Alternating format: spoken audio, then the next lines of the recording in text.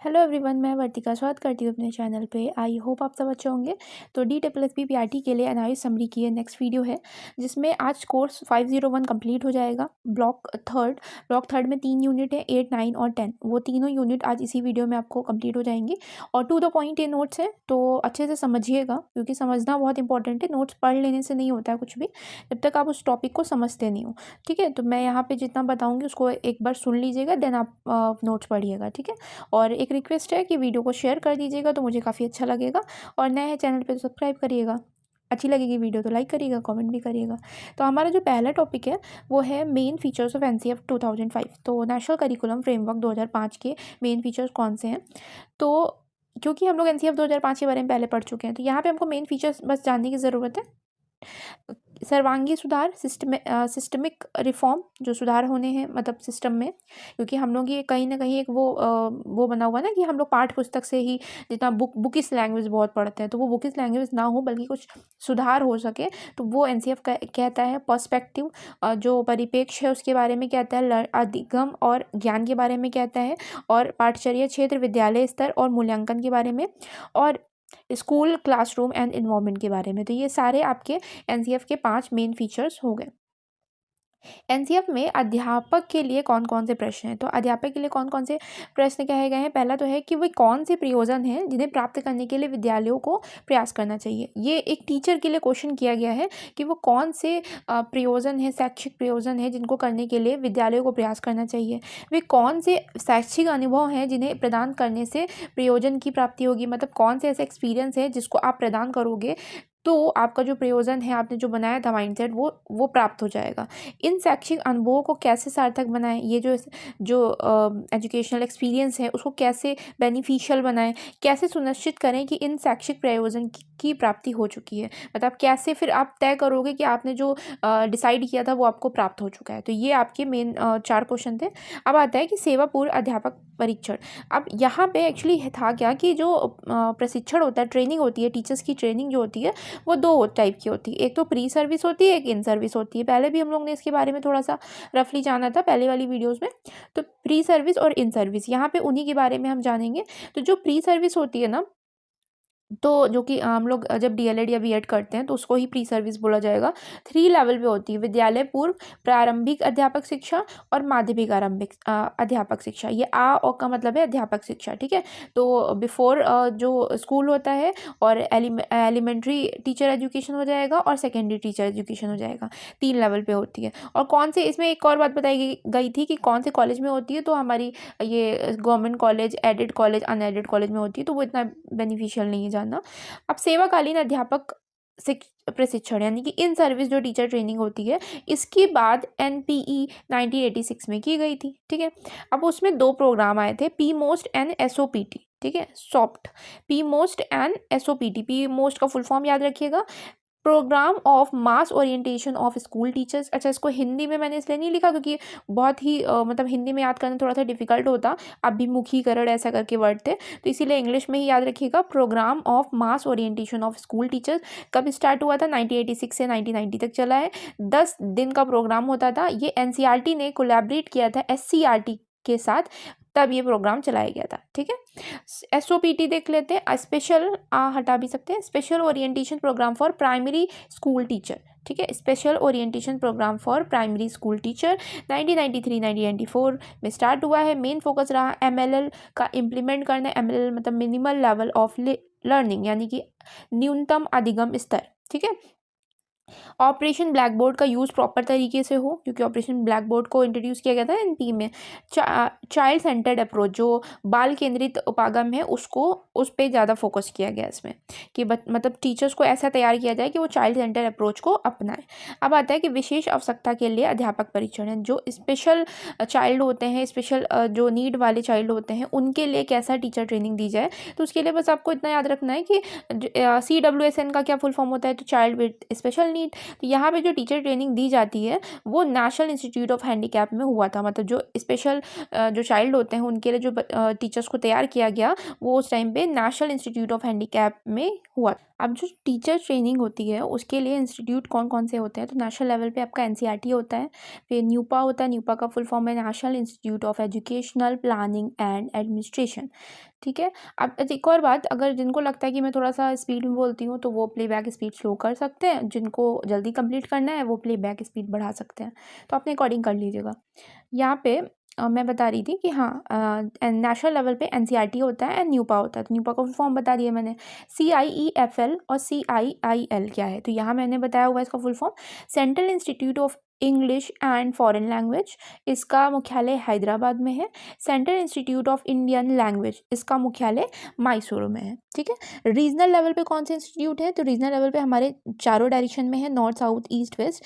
एक नया बना है, वो नया याद रखिएगा, शिलोंग में बना हुआ है। ठीक है। स्टेट लेवल पे जो इंस्टीट्यूट है वो SCRT है, स्टेट इंस्टीट्यूट ऑफ एजुकेशन है, state institute of science education है। ठीक है। इस टाइप में ये इंस्टीट्यूट है। ठीक, तो ये इतना इंपॉर्टेंट नहीं है, लेकिन आप नेशनल लेवल वाले जरूर माइंड में रखिएगा एक बार। Curriculum for teacher education at elementary level, तो जो एलिमेंट्री प्रारंभिक शिक्षा, प्रारंभिक जो लेवल पे स्तर पे जो टीचर की जो एजुकेशन होती है, अध्यापक शिक्षा होती है, उसके पाठ्यक्रम में क्या क्या चीज़ें होती हैं, तो एनसीईआरटी डेवलप करता है पहली बात तो। और पहली 3 कक्षाओं में लिखना, पढ़ना और अंकगणित जीवन कौशल का अध्यापन करता है। यानी कि जो फर्स्ट 3 क्लासेस होती हैं उसमें मेनली फोकस किया जाता है रीडिंग, राइटिंग, अरिथमेटिक और लाइफ स्किल्स पे। ठीक है। NCFTE क्या है, तो NCFTE क्या है, जो करिकुलम है ना, करिकुलम फ्रेमवर्क जैसे NCF है उसी टाइप में जो NCF है टीचर एजुकेशन के लिए, NCF national curriculum framework for teacher education for elementary education. Elementary education समझते हैं ना, 1 to 8th क्लास तक जो पूरी एजुकेशन होती है, क्लास 1 से क्लास 8 तक, उसको एलिमेंट्री एजुकेशन बोला जाता है। ये कब आया था NCFTE, तो NCFTE हमारा 2009-2010 में बना हुआ है। इसमें एक पाठ्यक्रम है विकासशील भारतीय समाज नामक पाठ्यक्रम है। ठीक है। तो इसमें एक्चुअली 2 स्टेज बताई गई हैं टीचर एजुकेशन की, जो टीचर को ट्रेनिंग की 2 स्टेज बताई गई, एक प्राइमरी स्टेज होती है, एक एलिमेंट्री होती है। एक्चुअली थी तीसरी भी, लेकिन तीसरी इतने स्कूल ही नहीं है, जैसे अपर प्राइमरी जिसको बोलते हैं, तो अपर प्राइमरी में इतने स्कूल नहीं थे, इसकी वजह से इसको उतना महत्व नहीं दिया गया। मेन उन्होंने 2 स्टेजेस बताई हैं टीचर ट्रेनिंग की, प्राइमरी स्टेज जो 1 to 5 के लिए है, और एलिमेंट्री स्टेज जो 1 to 8th क्लास तक पूरा आ जाएगा। करिकुलम ट्रांजैक्शन के कितने कंपोनेंट हैं, अगर ऐसा कुछ क्वेश्चन आता है तो 3 है, सिद्धांत, थ्योरी, पेडागॉजी एंड प्रैक्टिकम। अब यहाँ पे सिद्धांत में क्या आ जाएगा, सिद्धांत में lecture, discussion, seminar, media supported teaching, ये सारी टीचिंग आ जाएंगी। ऑब्वियसली टीचर एजुकेशन की बात की जा रही है यहाँ पे। पेडागॉजी में बताया जाएगा कि कैसे हम पढ़ाएंगे, how you teach. Pedagogy is about how you teach, कैसे आप पढ़ाओगे। ठीक है। और प्रायोगिक कार्य में आपका आ जाता है जो आपके प्रैक्टिकल एक्टिविटीज़ होती हैं, जो स्कूल एक्सपीरियंस या वर्क एजुकेशन पे बेस्ड होती हैं, वो सारी चीज़ें आ जाती हैं। अब आता है कि प्रारंभिक स्तर के अध्यापक शिक्षा, जो एलिमेंट्री लेवल, ये जैसे यहाँ पे क्या था कि 2 लेवल थे ना, एक आपका था प्राइमरी स्टेज और एक था एलिमेंट्री स्टेज। तो यहाँ पे हम मेनली जानेंगे जो एलिमेंट्री एजुकेशन है उसके बारे में क्या बात की गई है 1 to 8th वाले के लिए। इस आयु वर्ग के अंतर्गत पियाजे द्वारा मूर्त संक्रियात्मक अवस्था से अमूर्त संक्रियात्मक अवस्था का एक क्रमिक परिवर्तन होता है। 1 to 8th के बारे में बताएगी, जो 1 to 8th क्लास तक की जो बच्चे होते हैं, इनमें मूर्त, कंक्रीट टू एब्स्ट्रैक्ट वाली जो स्टेज होती है उसमें एक क्रमिक एक परिवर्तन, एक चेंजेस आती हैं। ठीक है। अब आता है DLED के बारे में, हम लोग जानते हैं। तो DLED क्या है, 12th के बाद होता है और 2 साल का होता है। ये एक्चुअली DLED है डिप्लोमा इन एलिमेंट्री एजुकेशन, तो ये 12th के बाद होता है, लेकिन यूपी में क्या है, ये यूपी में ग्रेजुएशन के बाद मान्यता है इसकी। ठीक है। तो 12th के बाद और 2 साल का है, और फिर 6 मंथ की साथ में ट्रेनिंग भी होती है, इसको इंटर्नशिप बोलते हैं। इसी का दूसरा नाम DTED भी है, यानी कि डिप्लोमा इन टीचिंग एजुकेशन भी है। कोर्स कंटेंट करिकुलम, तो यहाँ पे जो कोर्स है, कोर्स कंटेंट करिकुलम, जो इनकी जो करिकुलम है डीएलएड वाला, उसमें जो कोर्स कंटेंट है वो क्या क्या है। फाउंडेशन कोर्स है, content cum methodology in different subject, school experience programme and practical work. अब जहाँ डिफिकल्ट था वहाँ मैंने हिंदी भी लिख दिया है, अदरवाइज प्रैक्टिकल वर्क समझते हैं, प्रायोगिक कार्य हो जाते हैं, स्कूल एक्सपीरियंस प्रोग्राम हो जाता है, स्कूल अनुभव प्रोग्राम, ये इस तरीके से। और फाउंडेशन कोर्स जो आधारीय होता है, बेस पूरा प्रोवाइड किया जाता है। ठीक, तो यहाँ पे ये कोर्स कंटेंट 4 हिस्सों में बटा हुआ है। Curriculum framework for quality teacher education कब आया था, तो क्वालिटी टीचर एजुकेशन के लिए 1998 में आया है, बस इतना याद रखिएगा। Approach paper for elementary teacher education curriculum renewal, approach paper for elementary teacher education curriculum renewal कब आया हुआ है, 2003 में आया है। किसके द्वारा, बाई एनसीटीई। अब एनसीटीई का फुल फॉर्म आप लोग कमेंट करिएगा, ठीक है। बीएलएड, बीएलएड क्या होता है, तो बीएलएड ऐसे मतलब कुछ एक बहुत सारे कोर्सेज बताए गए थे वहाँ पे, लेकिन मैंने बहुत जो मुझे इंपॉर्टेंट लगा मैंने उतना डाल दिया। बीएलएड की शुरुआत 1994 1995 में हुई थी। ये 4 साल का इंटीग्रेटेड कोर्स होता है। ये कॉन्सेप्ट आया कहाँ से, by university of Delhi, Delhi university के द्वारा कॉन्सेप्ट दिया गया है। तो बीएलएड का कॉन्सेप्ट किसने दिया था, बीएलएड का कॉन्सेप्ट दिया है by Maulana Azad centre for elementary and social education. तो ये हमारा एक पार्ट है दिल्ली यूनिवर्सिटी का। तो उस सेंटर ने इसका कॉन्सेप्ट सबसे पहली बार दिया था 1994 1995 में। क्लियर। अब जानते हैं विमर्शी, ये इसी का लास्ट टॉपिक है। विमर्शी चिंतन क्या होता है, यानी कि रिफ्लेक्टिव थिंकिंग क्या होता है। ये एक टीचर के अंदर इस प्रकार का चिंतन होना अच्छा माना जाता है कि ऐसा चिंतन जिससे व्यक्ति अपने अनुभवों की खोज कर सके, अपने एक्सपीरियंस को एक्सप्लोर कर सके, स्थिति का सही आकलन कर सके, ठीक है, और बच्चों की आवश्यकता अनुसार सही मार्ग चुन सके। मतलब अगर हम लोग जब ऐसी थिंकिंग करें कि अच्छा हमको कौन सा अप्रोच लेना चाहिए या बच्चों के अनुसार सही कौन सा मार्ग रहेगा, तो उस थिंकिंग को बोला जाता है रिफ्लेक्टिव थिंकिंग। तो टीचर को रिफ्लेक्टिव प्रैक्टिशनर बोला गया है, ठीक है। अब विमर्शी प्रक्रिया की उत्पत्ति कब हुई थी, तो इसकी जो जॉन डीवी हैं वो पहले थे जिन्होंने बताया था अध्यापक के लिए चिंतन ज़रूरी है। तो सबसे पहले किसने बताया था, जॉन डीवी ने बताया था। अब इन्होंने कुछ डेफिनेशन दी है, और डेफिनेशन मैंने एकदम शॉर्टकट में लिखी है। अगर इतना पॉइंट भी अगर आपको ऐसा कुछ डेफिनेशन वाली लाइन आ जाती है तो आप आसानी से लगा देंगे कि जॉन डीवी है। तो जॉन डीवी ने यहाँ पे एक स्टेटमेंट दिया था, reflective thought as active persistent careful consideration of brief of in the light of ground that supported, और ऐसा कुछ मतलब जो स्टेटमेंट दिया था। अब तो हमको यहाँ पे पूरा स्टेटमेंट याद करना नहीं होता, अगर आ जाता है कि किसने कहा था तो कुछ एक वर्ड्स को यूज़ कर सकते हो, केयरफुल कंसिडरेशन। और इसका हिंदी क्या है मैं बता देती हूँ। इसमें उन्होंने कहा था कि अगर मतलब ऐसा जो चिंतन जो क्या हो उस प्रकाश में किया जाए जो कि brief in the light of ground, जो आपकी विश्वास है उसकी पृष्ठभूमि के आधार के अकॉर्डिंग जो विश्वास वो चिंतन किया जाता है या लगातार होता है, सक्रिय रूप से ध्यानपूर्वक किया जाता है, उसे ही विमर्शी चिंतन इन्होंने कहा है, ठीक है। इसके 3 घटक बताए थे, 3 कंपोनेंट कौन कौन से बताए, खुली मानसिकता, उत्तरदायित्व और एक निष्ठा। ओपन माइंडसेट होना और रिस्पॉन्सिबिलिटी होना, और एक निष्ठा का मतलब होल हार्टेडनेस, यानी कि होता है ना कि बहुत शिद्दत से, बहुत उत्साह के साथ, तो वो हो जाएंगे आपके 3 कंपोनेंट। तो अब हम पढ़ेंगे बाउट क्यूग एंड वॉकर के द्वारा, ठीक है। 1985 में इन्होंने बताया था कि व्यक्ति अपने अनुभवों को पुनः प्राप्त करते हैं। मतलब जो विमर्शी चिंतन होता है, ऑब्वियसली विमर्शी चिंतन के बारे में ही ये सारे स्टेटमेंट आ रहे हैं, जो अपने एक्सपीरियंस को रिक्रिएट करते हैं, सोचते हैं, ठीक है, मतलब अच्छे से सोचते हैं और मूल्यांकन करते हैं, तो वो विमर्शी चिंतन बोला जाता है, उस चिंतन को विमर्शी चिंतन बोला जाता है। इसके 3 पक्ष कौन कौन से, 3 एस्पेक्ट कौन कौन से हैं, अनुभव की ओर वापसी, भावनाओं से जोड़ना और अनुभव का मूल्यांकन। अब मैं कहती हूँ कि आप यहाँ पे ये वर्ड जरूर याद रखिएगा, भावनाओं से जोड़ना। मतलब अगर ऐसा कुछ क्वेश्चन आ जाता है कि किसने जो विमर्शी चिंतन है यानी कि रिफ्लेक्टिव थिंकिंग है उसको फीलिंग्स के साथ जोड़ने की बात कही थी, तो ये यही थे बॉग क्यूग एंड वॉकर जी, ठीक है। बनेंगे डोनाल्ड सॉयन के बारे में, जो 1983 में है। इन्होंने नॉलेज इन एक्शन टर्म दिया था यही रिफ्लेक्टिव थिंकिंग के लिए, नॉलेज इन एक्शन, ठीक है, क्रिया में ज्ञान। अब इन्होंने 3 पक्ष कौन कौन से बताए हैं, reflection in action, reflection on action, reflection for action. तो रिफ्लेक्शन इन एक्शन का मतलब है कि आपका उसी टाइम पे जब आप चिंतन करते हो तो कार्य के घटित होते हुए जब चिंतन होता है, मतलब जब काम हो रहा होता है उसी टाइम पे आप जब चिंतन करते हो तो उसको रिफ्लेक्शन इन एक्शन बोला जाता है। रिफ्लेक्शन ऑन एक्शन क्या होता है, जो कार्य के बारे में, तो कार्य के बारे में हम चिंतन कब करते हैं, या तो कार्य शुरू करने से पहले करते हैं या तो कार्य शुरू करने के बाद करते हैं, तो यानी कि बिफोर वर्क और आफ्टर वर्क। और रिफ्लेक्शन फॉर एक्शन, यह उस समय होता है जब चिंतन के आधार पर प्राप्त ज्ञान भविष्य में की जाने वाली क्रिया को प्रभावित करता है। मतलब जो आपने चिंतन के आधार पर ज्ञान प्राप्त किया है वो फ्यूचर में आपके एक्शन को अफेक्ट करेगा, तब ये चिंतन होता है रिफ्लेक्शन फॉर एक्शन। ठीक है। सैनर एंड लिस्टन के बारे में, आई डोंट नो मैं इनका नाम सही प्रोनाउंशिएट कर रही हूँ नहीं, लेकिन आप बस इतना ये ऐसे देख करके भी याद रखिएगा।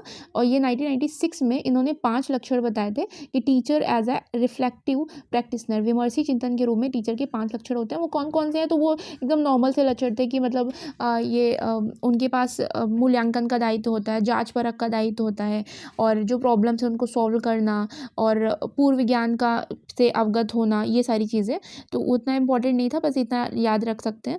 अब आता है अगली यूनिट स्टार्ट होती है यूनिट 7, सुविधा वंचित बालकों की शिक्षा। अच्छा, यहाँ पे क्या है, यहाँ इसमें ये चैप्टर तो बड़ा था लेकिन कॉमन सेंस वाले क्वेश्चन थे, कॉमन सेंस वाले टॉपिक थे कि ST SC के जो चाइल्ड होते हैं या फिर जो दूर दराज में चाइल्ड रहते हैं, है ना, तो उनके लिए क्या कॉन्सेप्ट है, क्या अवधारणाएं हैं, तो उनके बारे में पढ़ना। तो बेसिक है कि सबको समान शिक्षा दी जाए, इस तरीके से जो स्पेशल पॉइंट लगे वही मैंने इस नोट्स में ऐड किए हैं। आर्टिकल 46 क्या कहता है कि जो जनजातीय हैं यानी कि शेड्यूल्ड ट्राइब है, उनको शैक्षिक और आर्थिक विकास का दायित्व राज्य का है, यानी कि जो स्टेट की रिस्पॉन्सिबिलिटी है कि वो एजुकेशनल और इकोनॉमिकल डेवलपमेंट में हेल्प करें किनकी, शेड्यूल ट्राइब्स की। ठीक है। नाली काली क्या है? तो नाली काली एक प्रोग्राम है जो कि 1990 में कर्नाटक में स्टार्ट किया गया था। कर्नाटक का मल्टी लेवल मॉडल है जिसमें अधिगम स्तर के आधार पर बैठाया जाता था। एक्चुअली यहाँ इस टॉपिक में मुझे जहाँ तक याद है तो मैं पढ़ रही थी, तो वहाँ पे ये बताया गया था कि बच्चों को क्या होता है कि ST SC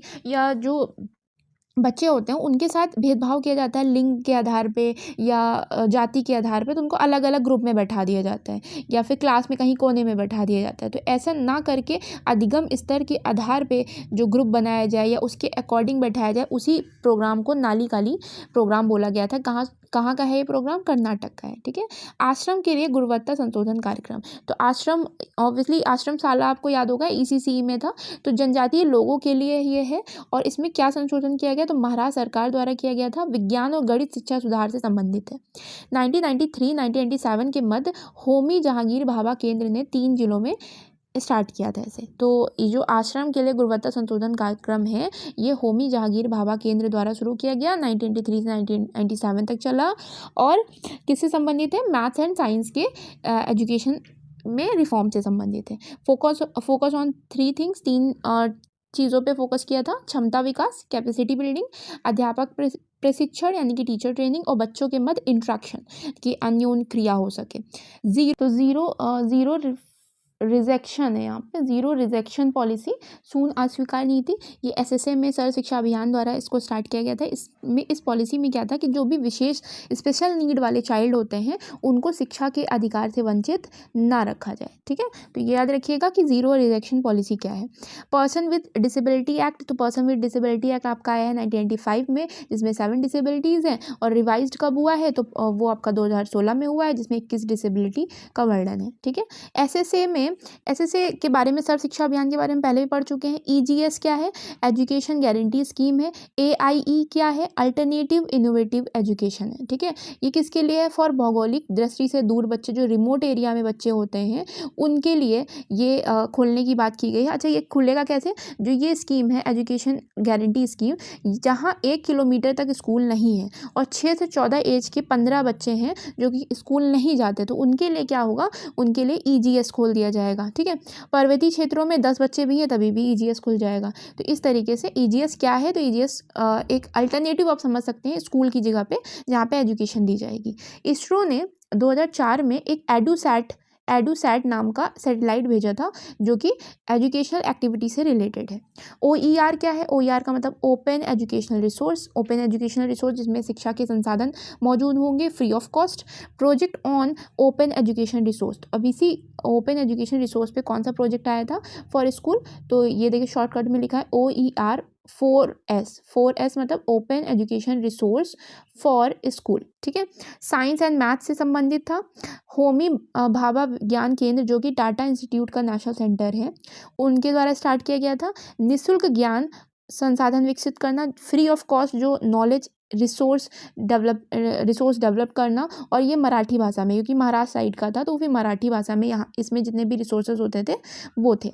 ठीक है। एनसीपीसीआर क्या है? तो NCPCR national commission for protection of child right, ये कब आया था? ये एक्ट आया है 2005 में, लेकिन इसकी स्थापना जो हुई है 2007 में हुई है। अच्छा, एनआईओएस की समरी के साथ साथ जो केवीएस की जो प्लेलिस्ट बनी हुई है वो भी आप पढ़ लेंगे तो अच्छा रहेगा, क्योंकि उसमें भी आपको ये सारे टॉपिक्स बताए गए हैं डिटेल में।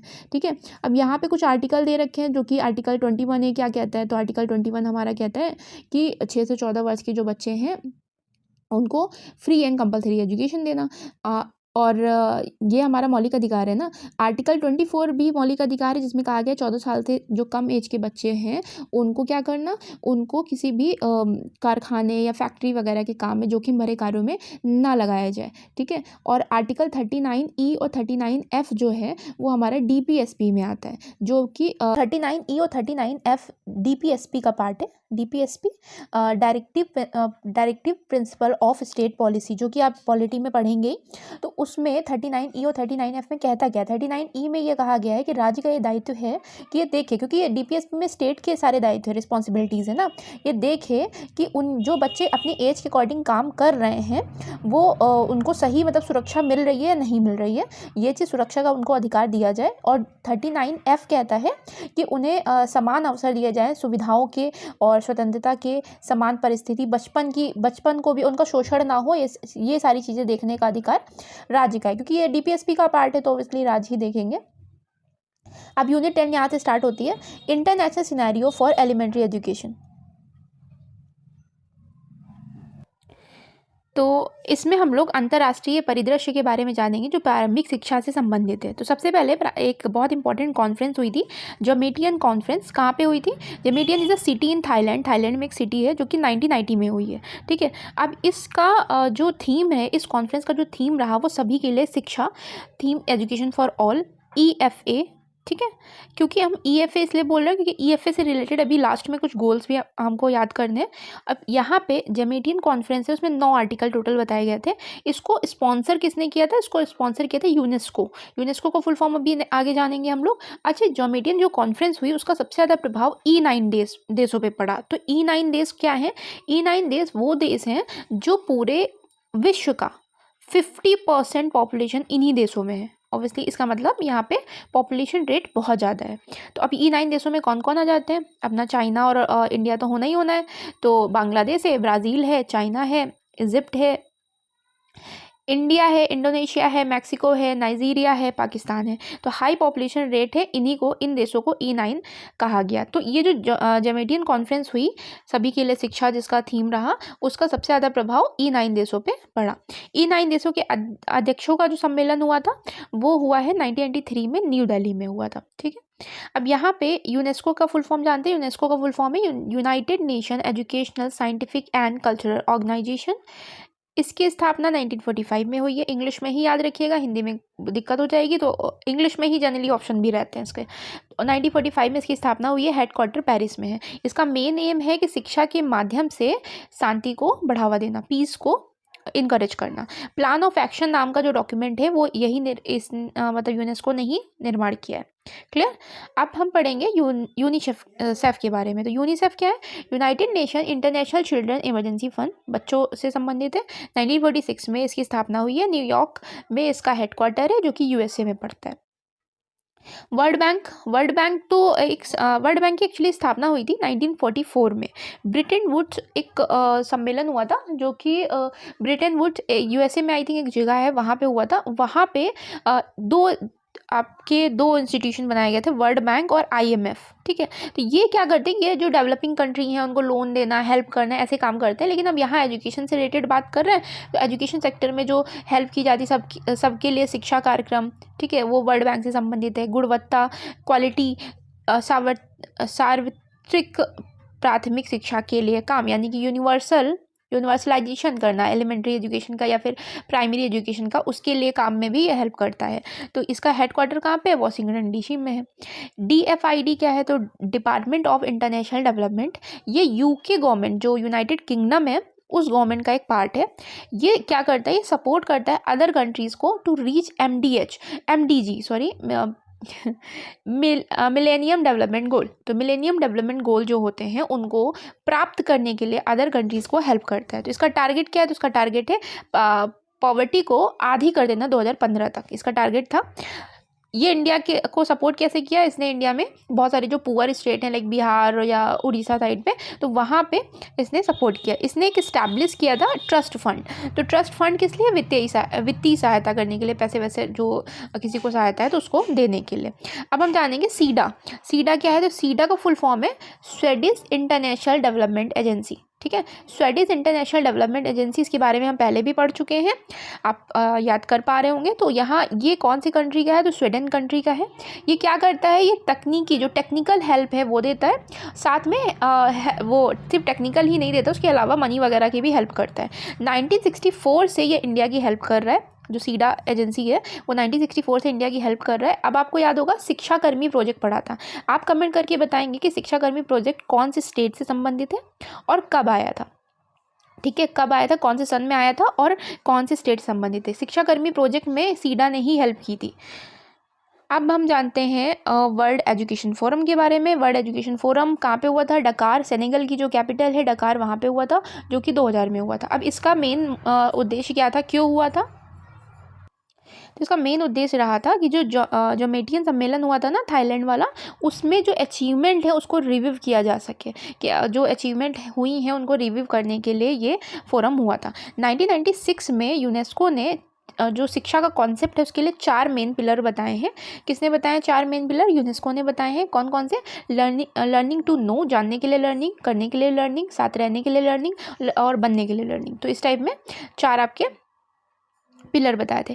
एजुकेशन फॉर ऑल, ये लास्ट टॉपिक है। एजुकेशन फॉर ऑल जो मैंने अभी बताया, जो मीटिंग सम्मेलन का मेन थीम भी रहा था, उसमें गोल्स क्या क्या हैं, उसके गोल्स हैं 2015 तक फ्री एंड कंपलसरी एजुकेशन, तो ये 2015 तक था। 2015 तक प्रौढ़ शिक्षा यानी कि एडल्ट लिटरेसी को, साक्षरता को 50% इंक्रीज़ करना, और 2005 तक जेंडर इनइक्वालिटी को दूर करना, ये लिंग के आधार पे जो असमानता है उसको दूर करना, और 2015 तक लिंग के आधार पे समानता ला देना। अब यहाँ पे होता है आपका कंप्लीट पूरा टॉपिक। और देखिए, किसी भी टॉपिक को अब एक बार सुन लेने से नहीं होगा, जब तक मल्टीपल टाइम रिवाइज नहीं करेंगे। तो कभी भी कुछ भी काम करते हुए आप रिवीजन करो, ठीक है। एक बार वीडियो लगा दो 2x स्पीड पे, हालांकि मैं खुद ही तेज़ बोलती हूँ, लेकिन आप 1.5 स्पीड पे लगा दें, या अगर तेज़ लगता है तो आप स्लो भी कर सकते हो। तो ऐसे करके रिवाइज करें मल्टीपल टाइम, तो आपको ये चीज़ें बैठ जाएंगी और एलिमिनेशन प्रोसेस से आप क्वेश्चन आसानी से कर लेंगे। तो आई होप आपको मेरी वीडियो अच्छी लगी होगी, और वीडियो शेयर करिएगा, और अच्छी लगी वीडियो तो कमेंट करिएगा, जो क्वेश्चन पूछा है उसको ज़रूर दीजिएगा।